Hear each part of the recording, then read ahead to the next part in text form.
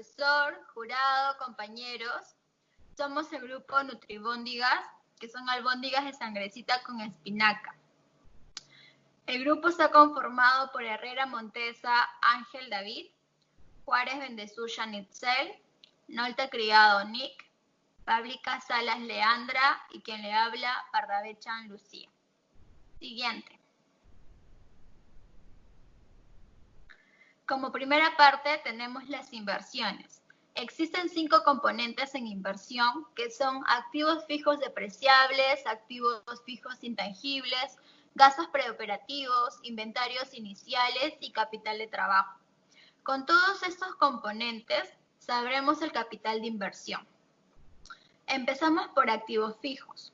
¿Qué es un activo fijo? Se consideran activos fijos todo aquel activo, equipos, maquinarias que están en una empresa y tienen una vida útil mayor a 1 año. Dentro de los activos fijos se dividen en depreciables e intangibles.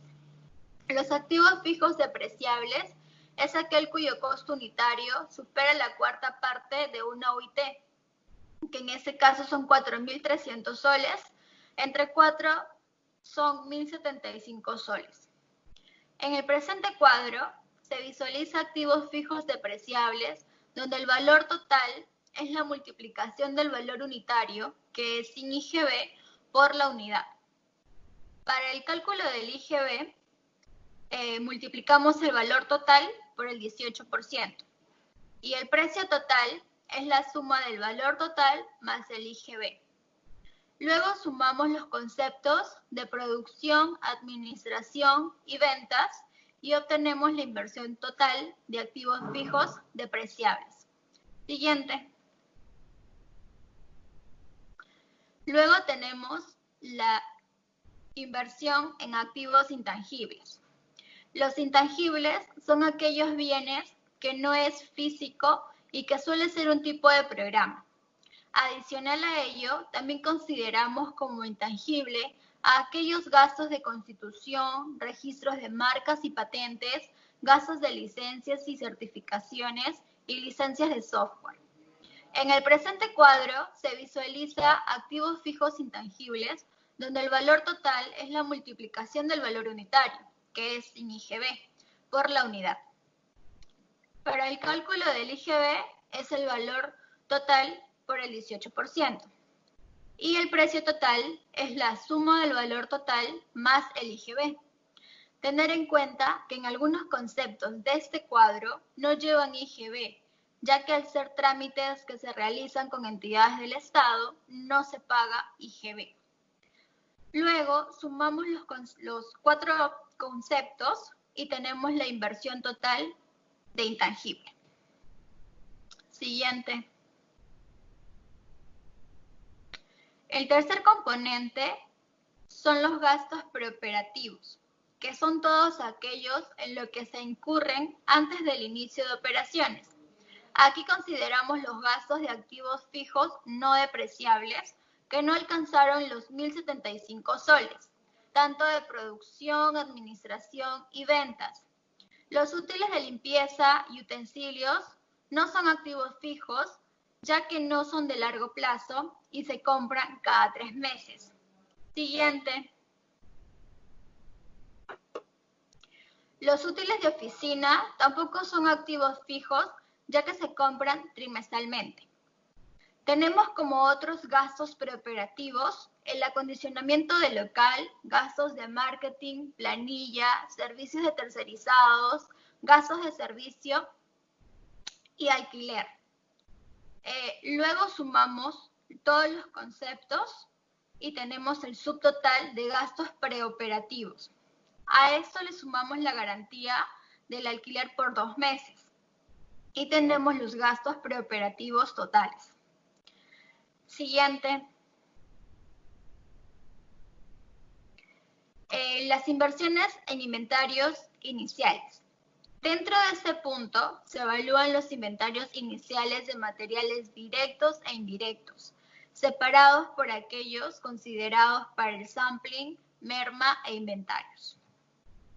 Siguiente.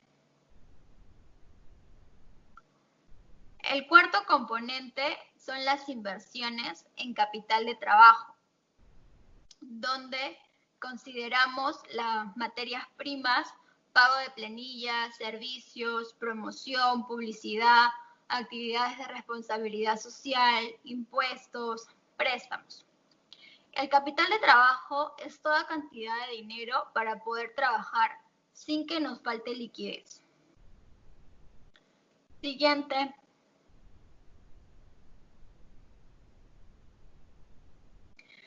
El máximo déficit acumulado para la empresa es 136.381 soles. Adicional a este monto, consideramos una caja mínima requerida para 3 días de egresos, la cual resulta igual a 10.157 soles. La suma de ambos montos será el capital de trabajo a considerar, el cual es igual a 146.538.82 soles. Gracias. Buenas noches, profesor. Buenas noches, estimado jurado. Mi nombre es Leandra Pablica y proseguiré con la exposición. Liquidación del IGB. Aquí presentamos la liquidación del IGB de la empresa, en la cual podemos encontrar los valores de IGB de las ventas y de todos los egresos, como son el IGB de la materia prima tanto directa como indirecta. Servicios como la energía eléctrica, agua, teléfono e internet, y así también como el IGB de los egresos iniciales de inversión.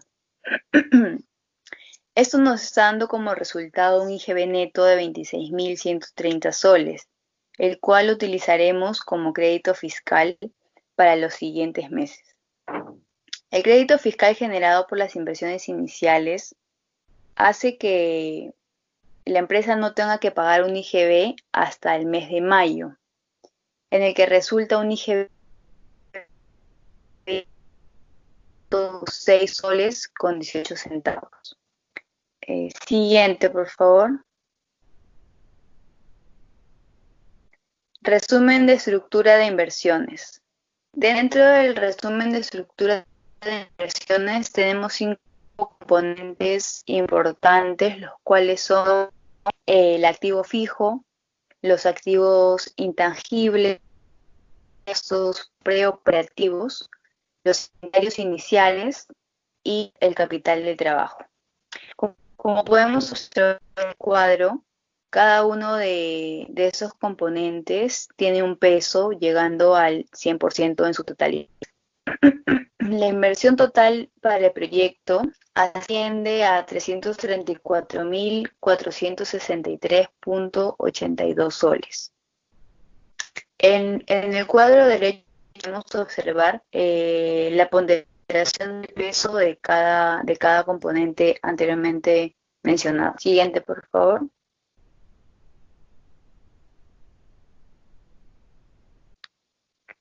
Financiamiento y cómo está hecha la estructura del financiamiento.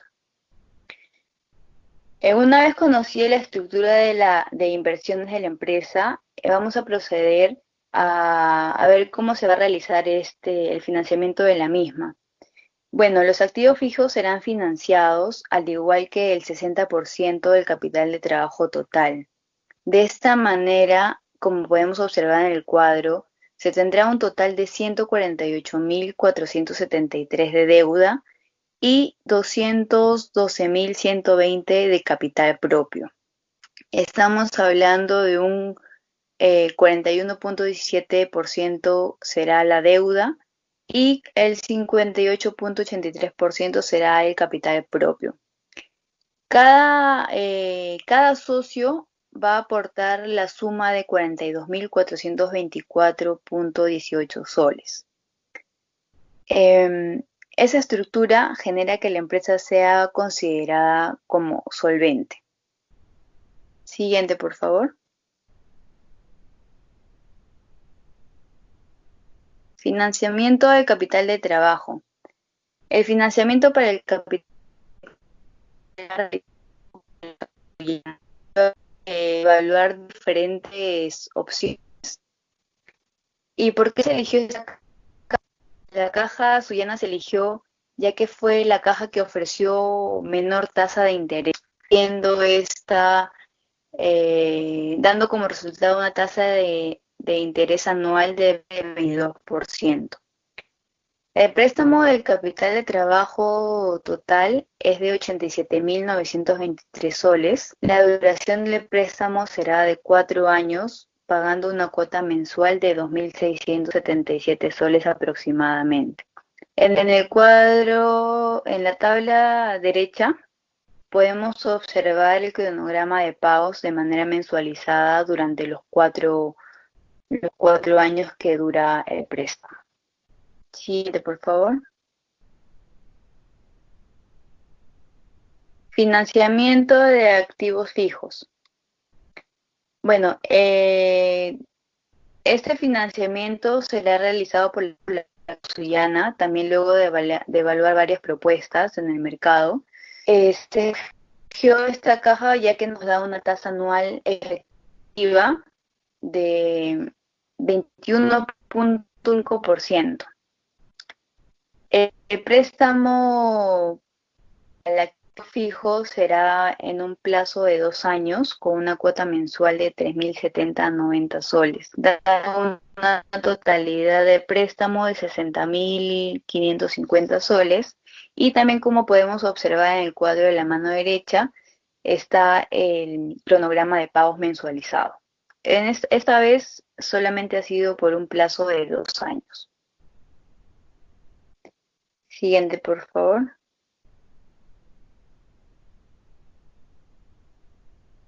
Ingresos anuales. Ingresos por ventas. En el primer cuadro podemos observar las ventas anualizadas, tanto por el canal de supermercado como el canal de tienda especializada. Esos ingresos son netos, ya que ya se descontó la comisión por canal.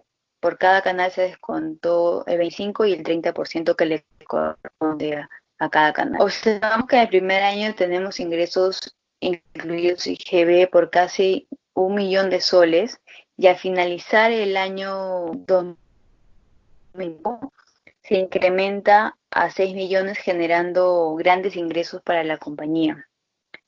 En segundo lugar, se mostrará la relación del capital de trabajo. Bueno, para ello se calculó el capital de trabajo necesario en cada uno de los años proyectados. Estamos durante los 5 años. A través de un ratio de capital de trabajo del 2021 entre las ventas del 2021, el cual tuvo un valor de 8.7%. Finalmente, la recuperación del capital del trabajo a finalizar el proyecto, como resultado 455.747.25 soles. Siguiente, por favor. Valor de desecho de activos fijos. Bueno, en este caso se calculó el valor de desecho de activos fijos, y para calcular el valor de desecho se usó la siguiente fórmula. Es igual al valor de desecho es igual al valor de venta del mercado, menos el valor de venta en el mercado, menos el valor de venta en libros por el impuesto a la renta. Como podemos observar en el cuadro, se encuentran todos los cálculos que se han realizado para poder obtener esos resultados. El valor en libros, bueno, corresponde al valor contable de los activos para la empresa, el cual tiene un valor que aún mantiene los activos fijos, luego de descontada la depreciación acumulada hasta el 5.º año de proyecto. El valor de libros de los activos fijos del proyecto al 5.º año mismo asciende a 11.853.81 soles.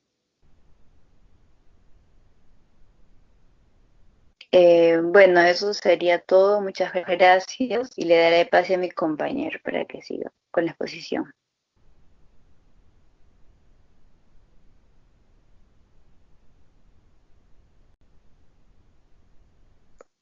Estimado profesor, jurado, mucho gusto. Mi nombre es Nick Nolte y voy a continuar con la exposición explicando sobre los costos y gastos anuales.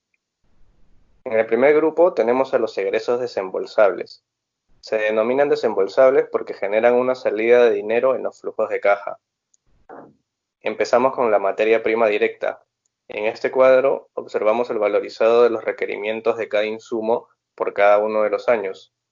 Observamos los valores y también los precios que ya consideran el IGB. El incremento de los precios se debe al incremento de la producción según la demanda proyectada, también en base al crecimiento del sector y un incremento en los costos de la materia prima a razón de la inflación, que es un promedio de 2% anual. Estos costos de materia prima van desde los 232.000 soles en el primer año hasta 1.400.000 en el último año del proyecto. En mano de obra directa, en el segundo cuadro, figuran los costos anualizados de planillas de los operarios, con todos los beneficios de ley. Esto también incrementa a razón del número de operarios a lo largo de los años. En el primer año tenemos un monto de 20.000 soles y en el último un monto de 162.000 soles debido, como se explicó, al incremento de los operarios. Siguiente, por favor.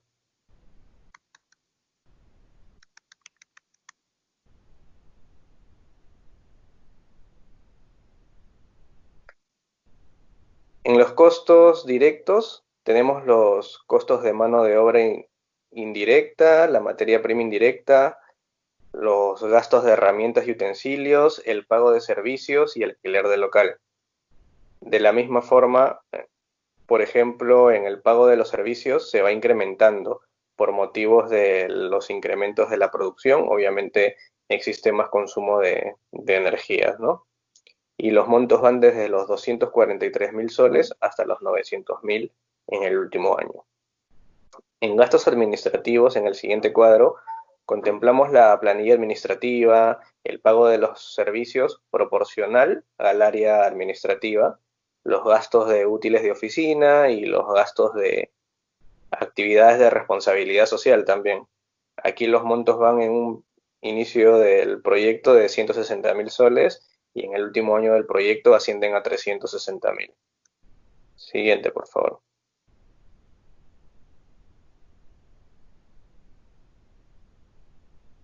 En los gastos de venta tenemos las planillas de venta, valga la redundancia. El pago también de servicios correspondientes al área de ventas y los gastos de promoción también, como gastos de marketing, etc. Los montos van desde los 145.000 soles en el año 1 hasta los 485.000 soles en el año 5. Con esto finalizamos el grupo de egresos desembolsables. Siguiente, por favor.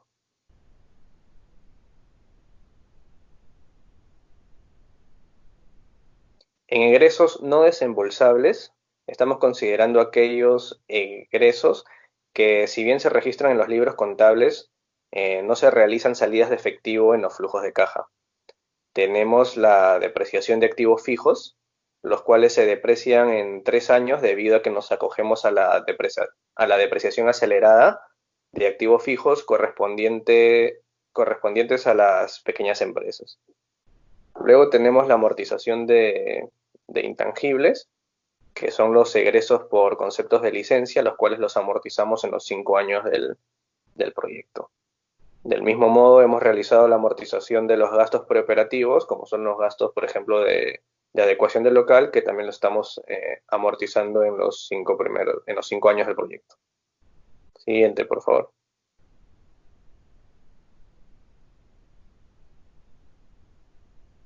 Por último, tenemos los gastos de activos fijos no depreciables, los cuales clasificamos, como se observa en la tabla, según el área de utilización, ¿no? Área de ventas, área operativa y área administrativa.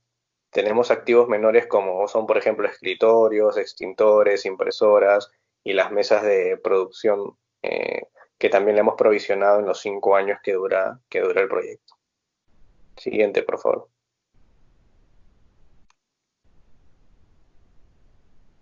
Bien, a continuación se presenta el costo unitario de producción y el costo total unitario para los paquetes de nutribóndigas. Sumamos los costos de materia prima, mano de obra directa y costos indirectos y obtenemos el costo total de producción. Dividimos este monto entre las unidades de producción de cada año y obtenemos el costo unitario de producción para cada uno de los periodos. Para hallar el costo total, le agregamos al costo de producción los gastos administrativos, los gastos de venta, la depreciación de los activos fijos y las amortizaciones. En el primer año tenemos un costo, como observamos, un costo unitario total de 5 soles. Luego este va bajando hacia el tercer año a 3 soles y en los últimos años tiene un ligero incremento hasta 3 soles 20. Siguiente, por favor. Bien, luego veremos los costos fijos y variables unitarios. Observamos que los costos variables se incrementan a lo largo de los años debido a las unidades producidas y a la capacidad máxima de la planta también. Vemos que en un primer año el costo es de 2 soles 11 y en el quinto año del proyecto se eleva a 2 soles 17. En los costos fijos observamos que se reducen de 2 soles 89 a 1 sol 03 al final del horizonte del proyecto, debido a que hemos dividido esos costos en una cantidad de unidades mayor, ¿no?, en lo que hemos producido. Muchas gracias. Jurado, profesor, compañeros, buen día a todos. Mi nombre es Ángel David Herrera Montesa y continuando con la exposición, hablaré acerca de estados financieros proyectados tomando en cuenta las premisas de estado de ganancias y pérdidas del flujo de caja, donde podemos definir lo siguiente. Los montos proyectados para los estados de ganancias y pérdidas y flujos de caja se encuentran monetarizados en soles. Todos los rubros incluidos en los estados de ganancias y pérdidas no incluyen IGB. Todos los rubros incluidos en los flujos de caja sí incluyen IGB. Se ha realizado una asignación según centro de costos en base a producción, administración y ventas. Se ha considerado una tasa de 29.5% para el cálculo de impuesto a la renta. La tasa del costo efectivo anual aplicada al financiamiento se encuentra respaldado por una cotización que hemos realizado que le fue solicitada a Caja Sullana, del cual nos da como resultado un 21.5% para activos fijos y 22% para capital de trabajo. El precio de venta de nuestras nutribónicas será de 9 soles, incluido IGB. Siguiente, por favor. Estado de ganancias y pérdidas sin considerar los gastos financieros. Tomando en cuenta los costos de venta, gastos operativos, gastos financieros y el impuesto a la renta, podemos observar que en base a los resultados obtenidos, la empresa contará con utilidades netas positivas durante los 5 años del proyecto. Por lo tanto, la empresa será rentable durante todo el proyecto. Podemos observar que tenemos utilidades de aproximadamente 4.037 para el año 1, 502.000 para el año 2, 1.135.000 para el año 3, 1.346.000 para el año 4 y 1.483.000, casi 484.000 para el año 5. Siguiente, por favor. Estado de ganancias y pérdidas incluyendo los gastos financieros. De acá obtendremos el escudo fiscal y se puede afirmar que los resultados obtenidos muestran una utilidad neta del primer año negativa. Año que no sería rentable para nosotros, ¿no?, de manera de trabajo, ¿no? De esta manera, sin embargo, podemos observar que los años siguientes, el año 2, 3, 4 y 5, respectivamente, se obtendrán utilidades netas positivas, lo que significa que la empresa es rentable y será rentable en dichos años, ¿no? Se tomarán en cuenta los escudos fiscales generados para poder contabilizarlos dentro del flujo de caja. Siguiente, por favor. Flujo de caja. Dentro del flujo de caja podemos tomar en cuenta, podemos observar que tenemos el flujo de caja operativo, el capital, el de caja económico, el flujo de caja de servicio de la deuda y por último el flujo de caja financiero, los cuales detallaremos a continuación. El flujo de caja operativo, donde se consideran los ingresos por ventas y costos operativos de la empresa, se observa que tendremos liquidez al tener un flujo de caja operativo positivo entre los 5 años del proyecto, con montos aproximados de 133.000 soles, 609.000 soles, 1.240.000, 1.432.000 y 1.560.000 progresivamente para los 5 años de nuestro proyecto. Dentro del flujo de caja capital se considera los conceptos de inversiones, así como la recuperación del capital trabajo, valor del desecho de activos fijos y la recuperación del alquiler del local. Debido a que las inversiones realizadas se obtienen flujos negativos, así se observa que el flujo del capital desde el año 2020 al 2024 resulta negativo, a diferencia del año 2025 en el que, debido a todas las recuperaciones mencionadas, se obtiene un valor positivo. Para el flujo de caja económico nos estamos basando en el cálculo donde deberemos sumar el flujo de caja operativo y el flujo de caja capital. Y según los resultados obtenidos, afirmamos que la empresa tendrá una liquidez económica para los 5 años del proyecto, aún después de considerar los egresos por costos operativos por inversiones y recuperaciones con montos aproximadamente de negativos de 360.000 para el año 1, 79.000 para el año 2021, para el año 0, 360.000, para el año 1, 79.000, para el año 2, 476.000, para el año 3, 1.146.000, para el año 4, 1.403.000 y para el año 5, 2.038.000. Caja del servicio de la deuda. Se considera el préstamo inicial, el pago de las cuotas del préstamo y los escudos fiscales para poder hallar este resultado. Y como último tenemos el flujo de caja financiero. Para hallarlo tenemos que sumar el flujo de caja económico con el flujo del servicio de la deuda, y esto nos brindará un valor positivo para los 5 años del proyecto. Esto se refleja mediante los montos de 212.000 para el año 0, 18.000 del año 1, 412.000 del año 2, 1.117.000 para el año 3, para el año 4, 1.372.000 y para el año 5 debidamente 2.038.000. Esto quiere indicar que la empresa contará con una liquidez incluso después de haber realizado sus obligaciones financieras. Siguiente, por favor. La evaluación económica financiera, el cálculo de la tasa de descuento y el costo de oportunidad. Como primera tasa de descuento se calculará el valor del costo de oportunidad bajo el modelo CAPM. Para esto se utilizarán las siguientes variables. En primer lugar, se debe calcular el beta apalancado haciendo uso del valor del beta desapalancado y de la tasa de impuesto a la renta y de la estructura de capital. La fórmula utilizada es la siguiente. El costo de oportunidad capital es igual a la tasa libre de riesgo más el beta apalancado por el rendimiento del mercado menos la tasa libre de riesgo más el riesgo país. Así, considerando un riesgo de tamaño del negocio del 70% y un riesgo de know-how del 50%, el valor del COC ajustado es de 30.3%. Como segundo tasa de descuento se hallará el COC propio. Considerando los costos de oportunidad individuales de cada uno de los socios de la empresa, usamos la siguiente fórmula. Factor riesgo va a ser igual a la tasa efectiva anual neta más alta más el costo de oportunidad promedio entre todo esto, el costo de oportunidad promedio, el cual nos dará como resultado un 6% y el factor de riesgo del proyecto es de 3.6%. Finalmente, al multiplicar el COC promedio por el factor de riesgo, se obtuvo el COC neto propio, el cual tiene un valor de 21,5%. Siguiente, por favor. Para el cálculo del WACC se utilizó el mayor de los dos COC hallados. En este caso se utilizará el valor del COC ajustado, que nos dio un valor de 30.3%.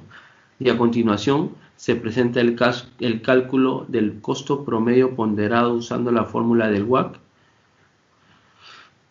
y el capital de la empresa, donde el WACC del proyecto será igual a 24,15%, que será favorable para nosotros. Muchísimas gracias por su atención. Profesor, buenas noches. Jurado, buenas noches. Mi nombre es Shanitzel Juárez Bendezú. Voy a continuar con la exposición. Esta vez hablaré sobre la evaluación económica y financiera.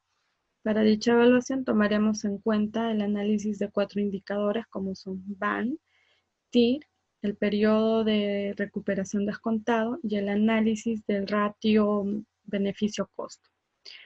Para hallar el BAN, tanto económico como financiero, tomamos en cuenta los flujos de caja económico y los flujos de caja financiero respectivamente. ¿En qué consiste? En traer o actualizar los valores, los flujos futuros, ¿no? Traerlos al presente, ¿ya? El criterio de viabilidad es obtener para ambos casos montos positivos, ¿no? El cual nos puedan indicar que nuestro proyecto es viable. El método o los pasos que como desarrollamos el plan económico es tomamos en cuenta el valor del año 0 más el flujo del año 1 sobre 1 más WACC más el flujo del año 2 sobre 1 más WACC al cuadrado y así sucesivamente hasta el año 5. Para ¿no?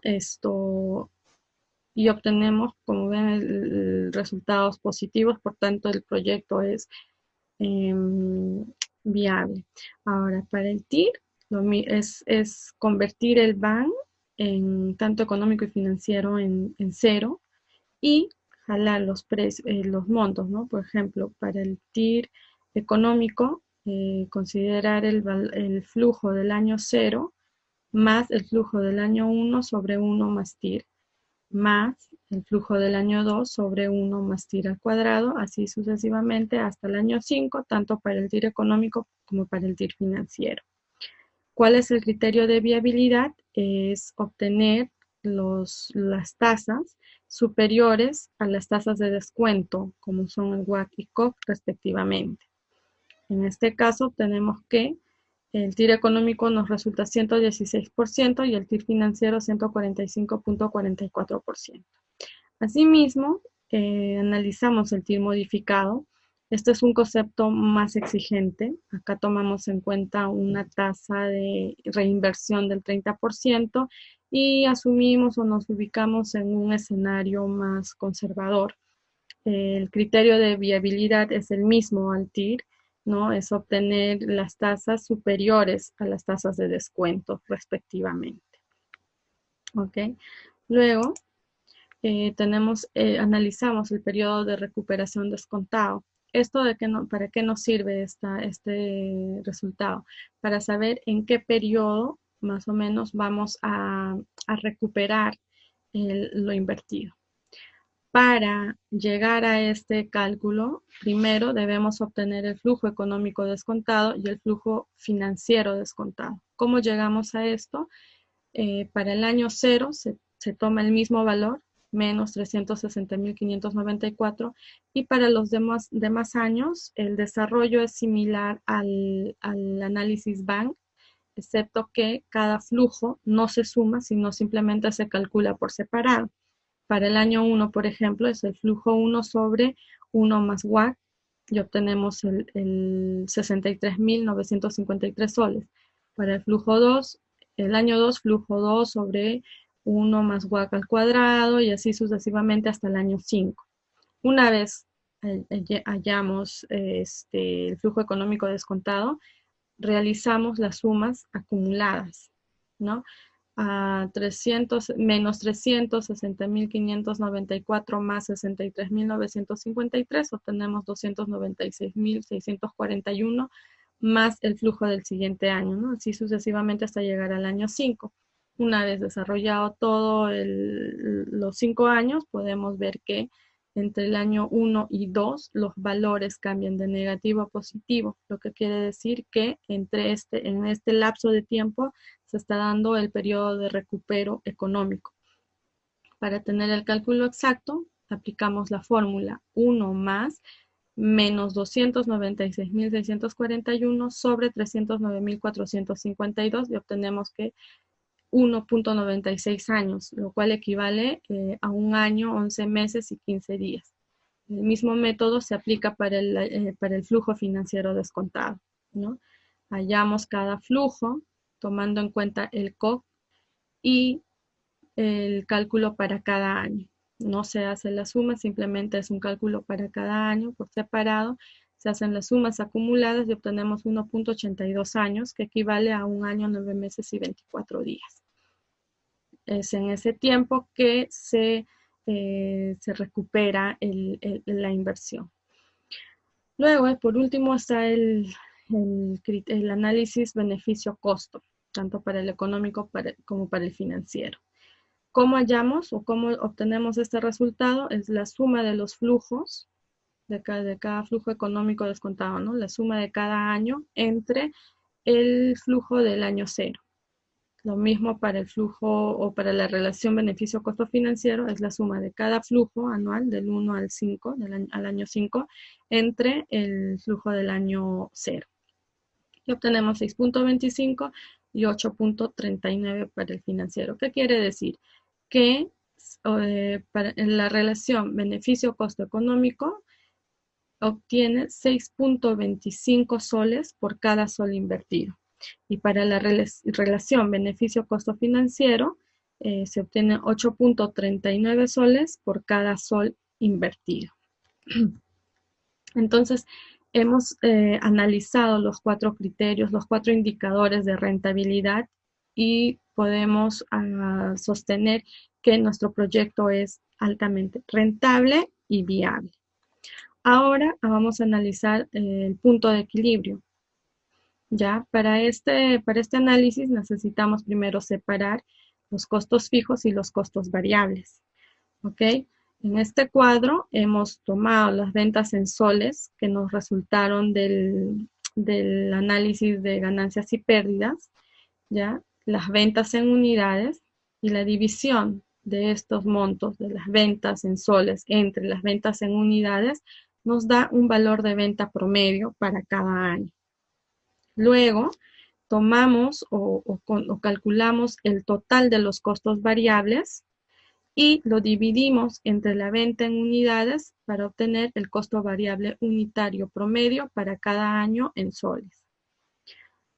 Después, tomamos o calculamos los costos fijos, sumamos el total de los costos fijos, lo dividimos entre la venta en unidades y obtenemos el costo fijo unitario promedio en soles. Con estos resultados hallamos el costo total, que es la suma del costo fijo más el costo variable, y el costo total unitario promedio, que es la suma del costo fijo unitario promedio más el costo variable unitario promedio. Acá se puede analizar, se puede notar que para el primer año el costo era de 5 soles y para el último año llegamos a bajar a 3.20. Esto se debe a que hubo ciertos crecimientos o incrementos en algunos costos como planillas, materias primas, y otros gastos. ¿Ya? Una vez hayamos obtenido estos resultados, hallamos el punto de equilibrio en unidades y en soles. Para obtener el punto de equilibrio en unidades necesitamos los costos fijos sobre el margen de contribución unitaria, ¿no? Que es el resultado del valor variable unitario menos el costo variable unitario. ¿Ok? Para cada año entonces se obtienen estos montos y valorizado en soles es este resultado por el valor de venta unitario, ¿no? Entonces, ¿de qué nos sirve este punto de equilibrio? Acá nos permite saber qué cantidad, tanto en unidad como en monedas, no generamos ni ganancias ni pérdidas, ¿no? Para cada año. Por ejemplo, para el primer año, 165.458 unidades. Esta producción no nos va a generar ni ganancia ni pérdida y por el contrario nuestra utilidad operativa va a ser 0. ¿Cómo comprobamos esto que les acabo de mencionar? Consideramos las ventas, ¿no? Las ventas obtenidas y le disminuimos o le quitamos los costos variables para obtener el margen de contribución. como nos damos cuenta, este margen de contribución es igual a los costos fijos y la diferencia de estos nos da una utilidad operativa igual a 0 para cada año. Ahora, el estado de resultados. El proyecto nos pide desarrollar un estado de resultados bajo el método de costeo directo. ¿Cuál es la diferencia de este método con el cuadro de ganancias y pérdidas? Aquí, en este estado de resultados, se está separando los costos variables de los costos fijos. Y además, estamos acá obteniendo o analizando un margen, aparece el margen de contribución, ¿no? Entonces, consideramos las ventas menos los costos para obtener el margen de contribución. A este margen de contribución le restamos los costos fijos para obtener la utilidad operativa y a esta utilidad operativa le restamos los gastos financieros hasta el cuarto año y en el quinto se le suman otros ingresos. Así obtenemos la utilidad antes de impuestos. A estos montos anuales le aplicamos los impuestos a la renta y obtenemos la utilidad neta. Entonces, ¿qué podemos decir de este cuadro? Que el primer año nos sale en negativo, por tanto, deducimos que este no va a ser un año bueno, ¿no? No va a ser rentable. Pero por el contrario, a partir del segundo año hasta el quinto, los montos, los resultados son muy, muy notables y considerables, ¿no? Uno. Y dos, que a pesar de que la estructura de este cuadro varía, la utilidad neta es la misma que se obtiene en el cuadro del estado de ganancias y pérdidas con gastos financieros y escudo fiscal. Entonces, eso es todo. Gracias.